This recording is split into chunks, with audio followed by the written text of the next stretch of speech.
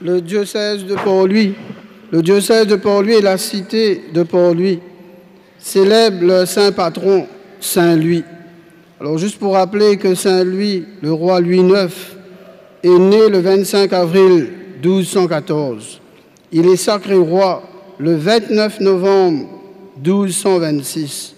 Il est mort le 25 août 1270 et le roi Louis IX est canonisé par le pape Boniface VIII le 11 août 1297. Voilà un peu, en gros, son chemin de vie, de foi, de leader. Comme le Seigneur rappelle à Salomon, « Tu n'as pas demandé de longs jours, ni la richesse, ni la mort de tes ennemis. Et puisque tu as demandé le discernement, l'art d'être attentif et de gouverner. L'art de gouverner passe par la justice pour tous. Avec la justice vient la paix. Cela s'exprime par la non-violence. » C'est pourquoi je peux insister beaucoup là. L'Évangile Saint-Matthieu rappelle-nous sa causée créole qui dit où battez, rendez, pas faire. Battez, rendez, pas faire du mal. Comment nous dit à nous ici, dans toute la montée et n'a sur la descente. Comment dire, dans l'Ancien Testament, je te rappelle ça, la loi qui nous appelle la loi du talion, œil pour œil, dent pour dent. Mais avec Saint-Louis, débute pour ton pays, résonne comme un appel pour servir nos pays Maurice dans la non-violence. C'est pourquoi l'éveil de la conscience politique et citoyenne nous demande de voir comment vivre la non-violence à l'exemple du Christ lui-même. Dans un deuxième temps, il s'agit de voir comment vivre l'art d'être attentif et de gouverner dans la non-violence à l'exemple de Saint-Louis. Et peut-être dans un troisième temps avec vous, comment vivre la non-violence dans le cadre des prochaines élections aussi législatives qui vont arriver. Comment vivre tout ça là? Comment vivre la non-violence à la manière du Christ? Ces paroles du Christ, qui apparaissent déraisonnables, inhumaines, œil pour œil, dent pour dent, contente l'ennemi. Si quelqu'un te gifle sur la joue droite, tends-lui encore l'autre. Si quelqu'un veut prendre ta tunique, laisse-lui encore ton manteau. Vous avez appris, tu aimeras ton prochain et tu haïras ton ennemi. Eh bien, moi, je vous dis, aimez vos ennemis et priez pour ceux qui vous persécutent. Comment nous dire, peut-être c'est une parole un peu, quand nous pouvons aller avec ça? Est-ce qu'il nous besoin d'une bande paillasson, crase-nous, accepter tout? C'est ça peut-être la question, quand on hésite, il y a ça, il vient bouscule nous d'une façon, parce que nous-mêmes, quand nous enfants, nous-mêmes, nous tous, nous petits comme ça, quand nos frères, nous sœurs battent nous faisons tout moyen pour battre lui pareil. Des fois, nous donnons des fois plus tout. Comment dire, il y a une affaire normale.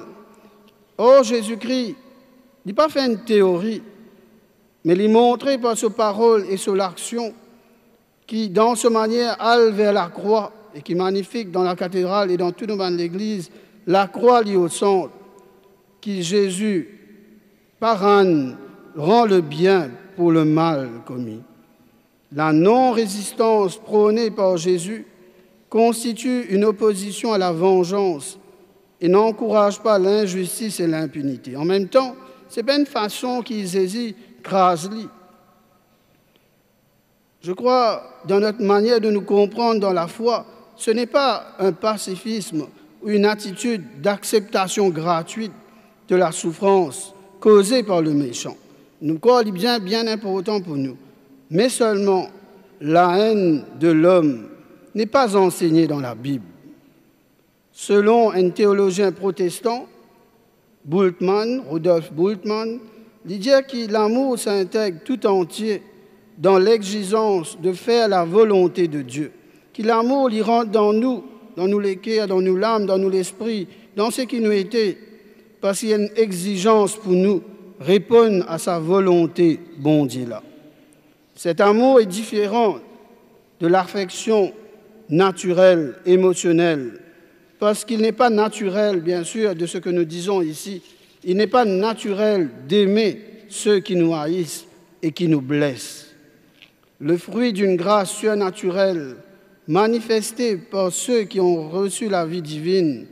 Mais c'est ça que pour nous, il s'agit d'aimer d'une façon véritable ou sincère, dont l'enjeu est de se préoccuper de l'autre sans hypocrisie ni haine, en vue de l'unité et de la paix. C'est ça qui m'a saisi beaucoup.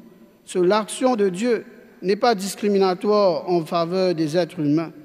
Appartenir au Christ implique la prise au sérieux de tout le monde d'une manière égale. C'est pourquoi quand nous référons à Jésus sur la vie, sur l'action, sur l'enseignement, tout cela montre-nous ainsi l'amour qui vit dans la non-violence. Il a montré clairement que le prochain, c'est lui-même, l'homme ennemi, est désormais objet de l'amour. C'est pourquoi il y a une jolie santé, l'amour du Christ, qui dit l'amour de Dieu désarme les pécheurs. L'amour de Dieu désarme les pécheurs. Vive l'amour, c'est accomplir cette volonté, car l'amour ne peut pas vouloir du mal pour le prochain. Aimer Dieu, c'est haïr le mal. C'est pourquoi quand nous guettons de manière qui Saint-Louis ne sait vivre sur la vie à l'exemple de Jésus-Christ, les vivre là d'être attentif et de gouverner dans la non-violence. Je connais cette volonté qui Saint-Louis tient pour interdire port d'armes, date depuis première moitié du XIIIe siècle. Mais surtout Saint-Louis, le roi Louis IX, pourtant, il poussait impose ça avec une ordonnance, un décret. En interdisant le port d'armes, le roi veut également lutter contre les guerres privées auxquelles se livrent les familles, les clans, les villages. Cette vengeance codifiée, c'est comme on dit, il y a un code, il y a une manière vive qui s'appelle la Fed. Le roi cherche en fait à imposer la justice royale lorsqu'un jour, par exemple, un grand seigneur Enguerrand de Coucy, qui fait pendir 3 criminels sans un procès, Saint-Louis menace pour pendir pareil. Mais là, dans son ordonnance 1245, il reprend une mesure qu'il appelle la quarantaine du roi.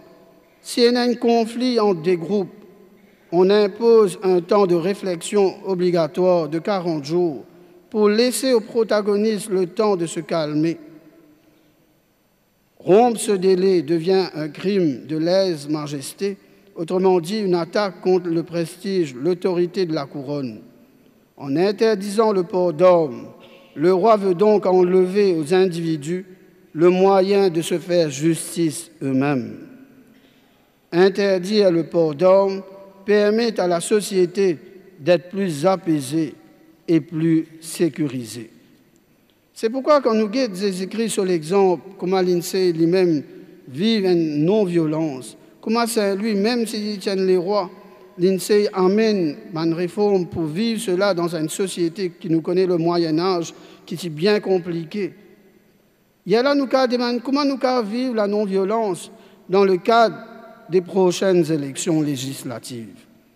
Selon nos constitutions, nos pays, l'Assemblée nationale devra au plus tard d'être dissoute en novembre 2024.